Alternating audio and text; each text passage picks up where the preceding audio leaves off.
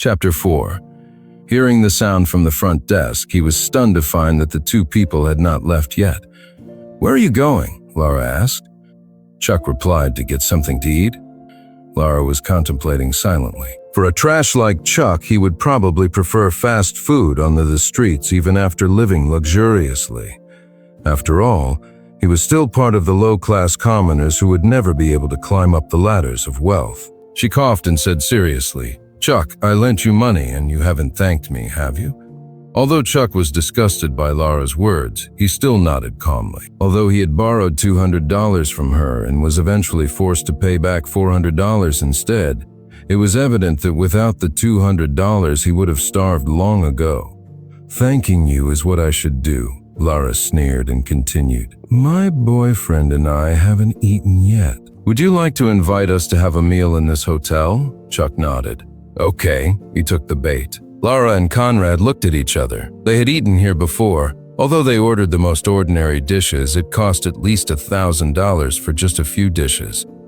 3 people would cost at least $2,000. Chuck no doubt loves to show off. He even straight up agreed to it. "Thanks, let's go then, I'm so hungry." Laura smiled while holding Conrad's arm and walked to the restaurant. Chuck followed them. The 3 of them found a place in the restaurant and sat down. Soon the waiter came over with the menu and said, "Good evening. We have a Friday special offer of set dishes here. 3 meat dishes, 1 vegetarian dish, and 1 soup at only $888. Would you like to think about it?" The waiter knew that the 3 of them were all students, so he recommended a cheaper option for them. Laura shook her head hurriedly and pouted, "I don't want to have set dishes." "I don't want it either," Conrad agreed. Laura looked at Chuck and asked cunningly, "Chuck, to thank me? You won't just treat me to set dishes, will you?" Chuck said casually, "Well, you can order whatever you like." "Seriously? Whatever I like?" Laura snorted and rolled her eyes. "How much do you actually have to ask me to simply order whatever I like? So pretentious." Laura, of course, was more than happy to hear so. She took the menu and pointed at whatever she liked. He ordered a total of 7 dishes, and at this point even the waiter's expression was a little strange. These dishes were all Triumph Hotel's expensive recommended dishes, costing them around $4,000 to $5,000 in total. Judging that they were students, how could they afford such expensive dishes? He confirmed once more, "Are you sure you want to order so much? Each dish in Triumph Hotel is not only of high quality but also of great quantity. Generally speaking, 4 or 5 dishes should be enough for 3 people." "Good." Laura looked at Chuck, attempting to sense panic from his expression. She smiled and asked, "I'll confirm if you don't have anything else to add on?" Chuck nodded casually. "Yep, that's all." The waiter took a look at Chuck with full of sympathy. At first glance, he knew that Chuck had been ruthlessly conned. Yet, he had no choice but to take the menu and leave. Soon the dishes were served. There were a lot of dishes, and the 3 of them definitely could not finish them all. Laura ate only 2 pieces of beef before getting a more evil idea. "Chuck, it seems I ordered too many dishes. Since there are such a lot of dishes here, would you mind if I ask a few friends to come over and eat together? It will be livelier," Chuck said indifferently. "Well, it's up to you." Laura looked at Chuck's calm face and sneered in her heart. At this time, he still pretended to be generous. "Since there's going to be more people later, it'll be all right if we add on a few more dishes, right?" Chuck nodded. Laura and Conrad looked at each other and chuckled. Then they buried their heads in their meals and continued to eat. Not long after, 2 beautiful women came with their boyfriends. Chuck knew these 2 beauties. One was called Moon Shiraz and the other was called Tia Thomas. However, he didn't know the 2 men. The 2 of them rushed over after hearing Laura claiming that there was an idiot treating them to food at Triumph Hotel. When they came and realized that the idiot was Chuck Cannon, their faces were full of surprise. He sat down and whispered in Laura's ear, "Isn't this Chuck? Does he even have money?" Laura said in a low voice, "This idiot has a stroke of luck since he picked up a lot of money."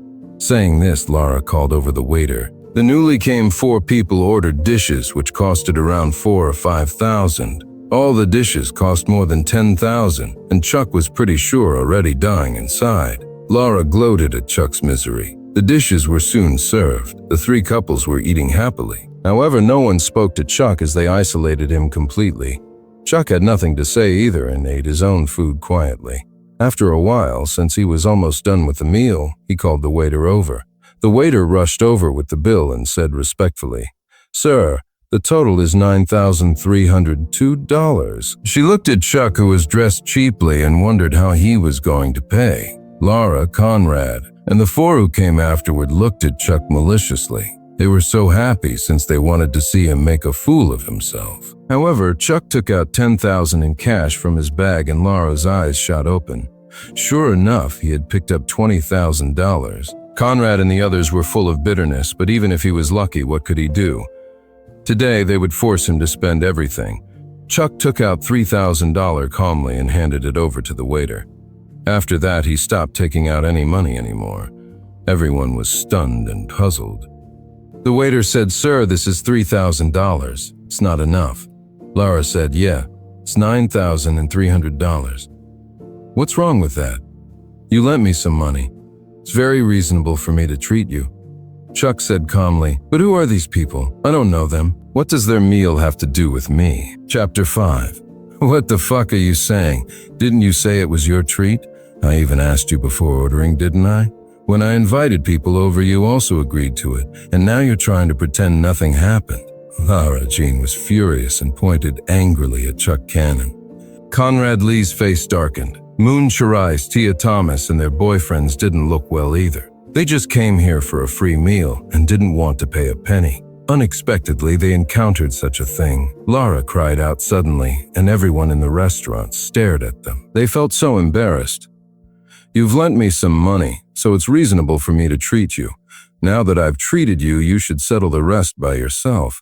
I don't know these people and I don't have the interest of treating strangers. Chuck stood up. Lara was so angry that she was going crazy. Fuck you, are you trying to play tricks on us? Conrad glared at Chuck.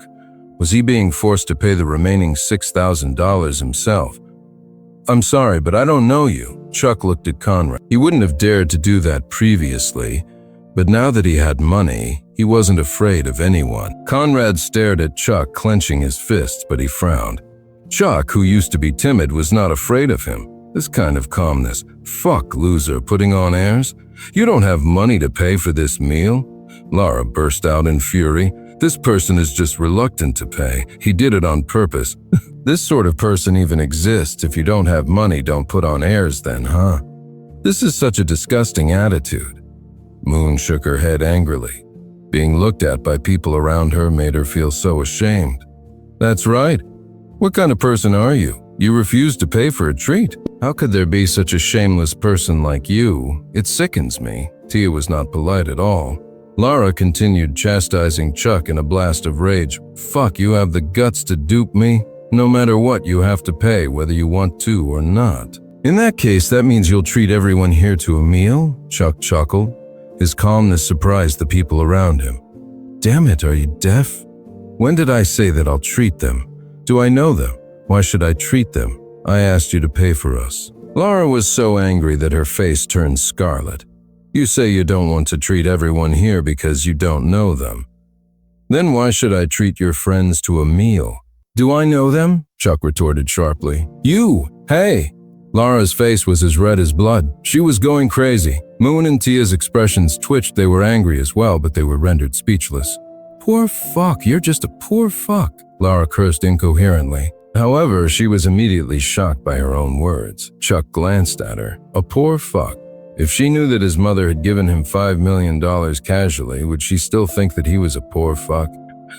The corner of Chuck's mouth curled up and he accidentally broke a bowl. With a bang, the bowl was smashed to pieces on the ground. Nah, sir. Are you okay? The waiter asked in a hurry. It was normal for restaurants to break their bowls, but it was a taboo for customers to be hurt by it.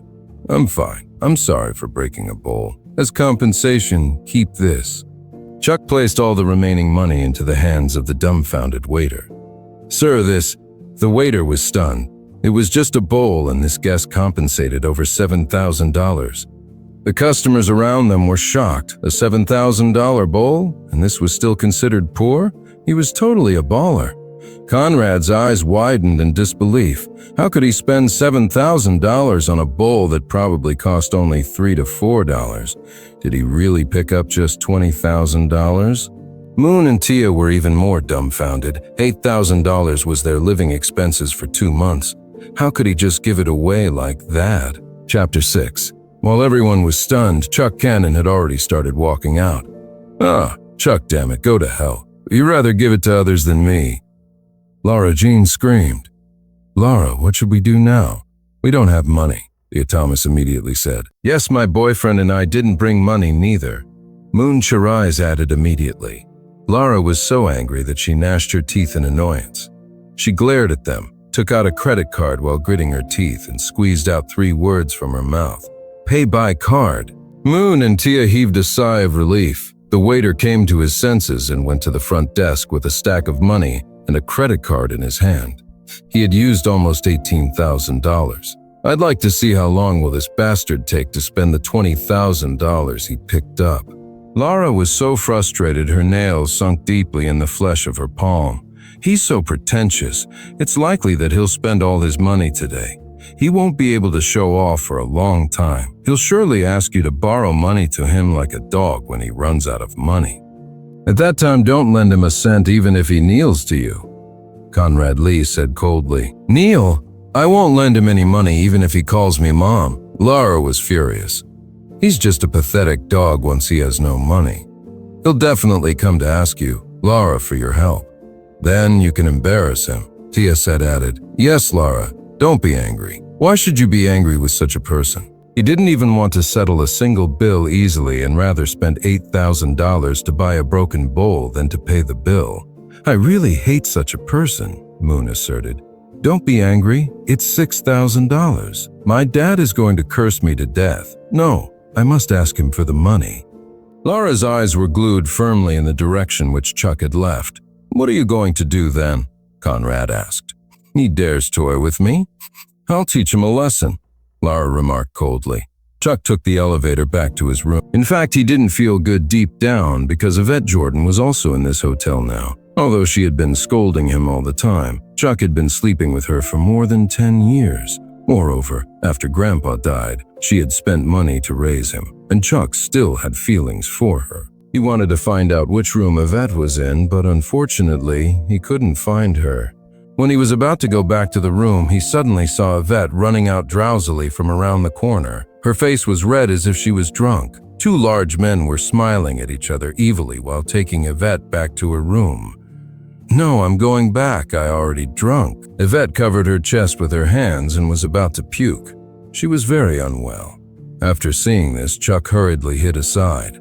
These 2 wretched men pulled Yvette into a room while saying, If you are drunk, let us take care of you. Don't worry and just enjoy yourself.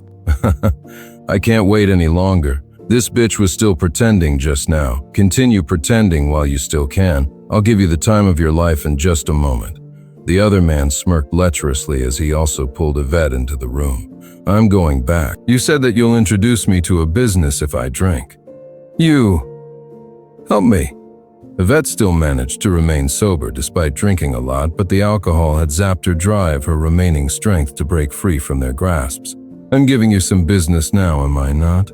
How can I introduce the business to you if you don't let our 2 brothers have some fun with you? Say no more, just drag her in. Chuck clenched his fists. No matter what happened, Yvette was still his wife. He was very angry. He immediately rushed over and shouted, Stop!